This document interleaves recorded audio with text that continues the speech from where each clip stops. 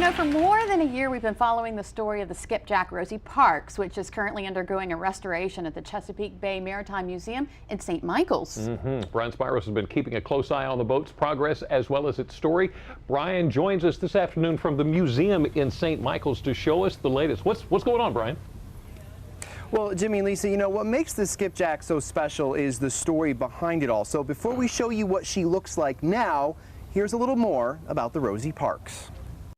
The skipjack Rosie Parks has been sitting at the Chesapeake Bay Maritime Museum in St. Michael's since 1975. 2 years ago, the museum gave this boat, which was in disrepair, a second chance at life. She's now being restored to her former glory, the way she looked when she was first built 58 years ago. Bronza Parks, a native of Dorchester County, built the Rosie Parks. Sadly, in 1958, he was shot and killed during an argument. All these years later, a part of him is coming back to life. In fact, Bronza's family has been front and center to watch the transformation take place, including his daughter, Mary Parks Harding of Cambridge. What's even more impressive, the same craftsmanship and precision is being used today by workers at the museum the way Bronza did it decades ago. From the planks of wood being shaped to fit the hull to the laying down of the decking. It's been a time-consuming process, but it's moving along as scheduled with one goal in mind, getting the Rosie Parks back into the water.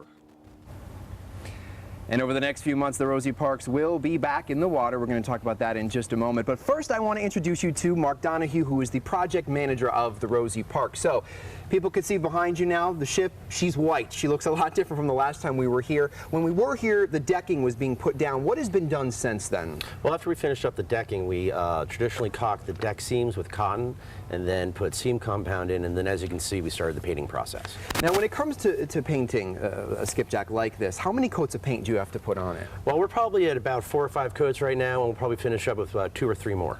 Obviously, so there's more painting that still has to be done. You know, there is still quite a bit of work that needs to go on here. What do you guys expect to be doing over the next few months? Over the next few months, we're going to be putting the bottom planks on, as well as putting keelsons in to help attach the planks too. So once that is done, we'll start swelling her up with hoses and stuff to get her ready for launching. Obviously, because the wood has to sort of swell before... Yes, to make it tight fits. So she can go in the water. And speaking of going back in the water, when do you expect to see this skipjack back in the water? It's a moment many people are waiting for it, including the family of Bronza Parks. When do you expect it to be back? Very much so. Yes, we'll be launching her in the beginning of November during our Oyster Festival. So a lot of work in the months ahead, but she will be back in the water in the fall. Exactly. All right, Mark, thank you very much. We appreciate it. And of course, we'll be back for an update. We've been following it from the beginning. So there you go, Jimmy and Lisa. Skipjack Rosie Parks is now white. More coats of paint have to be done, a little more work. But in the coming months, she will be back in the water, that moment that everyone is waiting for. So with that said, we'll send it back to you guys in the studio. Wow. Absolutely fascinating. It is fascinating to watch them do that work, and it's so detailed. And to have the skills. Yep. To still have the skills, because nobody does it anymore. Right.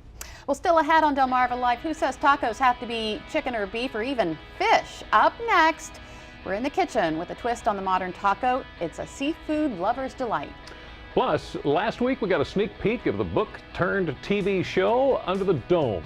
Today we're going to meet the cast of the summer series as we count down to tonight's premiere right here on WBOC. But first, now that summer is here, a lot of us like to take vacation. Dr. Oz has a few tips so that trip won't run you down. If you're taking a plane trip, don't let jet lag run you down. Here are my tips for getting your body's clock back on local time. First off, plan ahead. A week before you leave, shift your schedule by 1 hour for each time zone you'll be crossing. Shift earlier if you're going west and later if you're going east. Sunlight suppresses activation of the sleep circuit, so stay outdoors at your destination so your body can receive the sun signals.